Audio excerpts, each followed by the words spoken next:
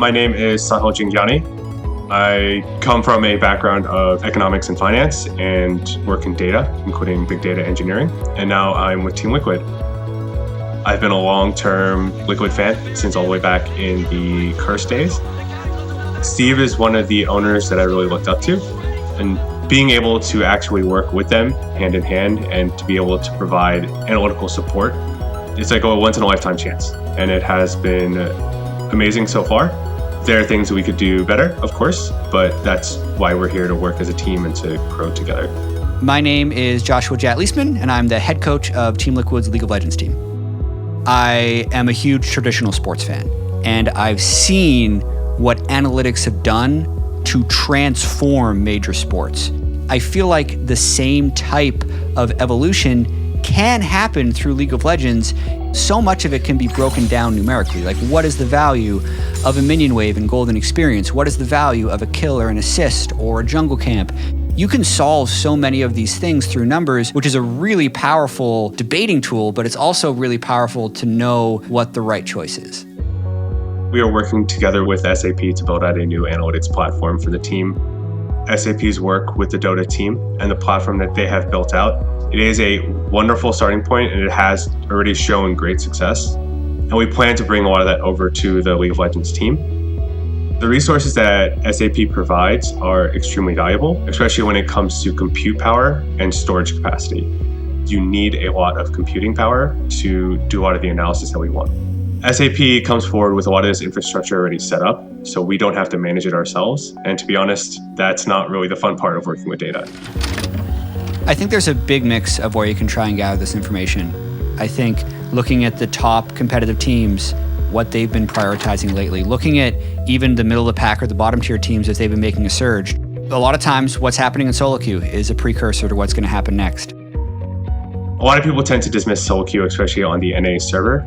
However, there's still a lot we can learn about player behavior, and especially when it comes to scouting out new talent. One of the things we've always heard about League of Legends is that you can't find new talent in North America. I don't think that's true. You just have to know where to look and how to look, and that's what we plan on doing. The tool that we are working together with SAP to build, the end goal for it is to make the analysts' lives easier. The current analytics process is very, very labor intensive. Tracking solo queue data is already a bit of a laborious process. You need to scout out which accounts you want to follow. Generally speaking, you're trying to follow the accounts individually, or you're just looking at these big overall trends of a whole server or a whole swath of players over a certain elo. If more granularly I could see what the pick rate increase was across a patch, what new picks were emerging, in the depths of solo queue to maybe give me a hint of getting ahead of something. More granularity in the stats that I already use, I think would be really valuable. With SAP's help, we can automate a lot of things and reduce that burden and thus increase the amount of insight the analysts can gain. When it comes to building out an ideal platform, there's a couple points we want to hit on. We want the analysts to have a sandbox that they can play in. So if they have any type of inkling, they will be able to go through, look at the data to see if they can support that claim. And we also want to build a place where it's very easy to surface new trends. Every meta has things that are either over-prioritized or under-prioritized, and it really is constantly evolving. Even if you look at past World Championships that have been played completely on the same patch, as the weeks go on, the champions that are considered the strongest change, even though in actuality, those champions have been the same power the whole time.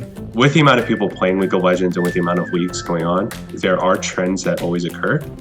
And the hope is that instead of going off a player or coach's intuition about what might be a trend, we can actually hone in on that with data and provide them with the evidence that they need.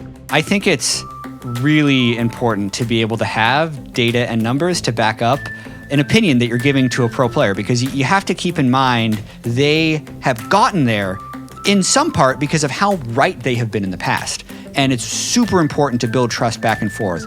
But you can also earn that trust by having really well thought out, backed up arguments. And data is something that when found in the right way is really, really hard to disagree or argue with, and really easy to align around what's right. You'll never have just a normal report that will be able to take all the different factors into account. What we plan on building will be able to do so, and it will be able to look at all the data coming out of league and create a final product that the coaches and players will be able to use to be able to come up with strategies that no one else has seen before. One of the big differences between a good and a great team oftentimes is the process. If we just take LCS as an example, you see 2 games a week. That's what people get to see. But what goes into those 2 games is so much more. It's week worth of long scrim days and review and presentations and analysis. It's a bunch of solo queue practice by all these players. Before they've even been on the team, there's been a process of them climbing all the way through the ladder to become a top player in the first place so they can be picked up. So the process of how you get there, how committed you are to your craft, how much you're thinking about League of Legends, how intelligent you are about using your time efficiently and applying the right approach, I think that's what makes the teams really strong. Sure, there's those elements of being clutch on the day and really living for the moment, but that's at the very end of the line, and you're never going to be great unless your process is solid.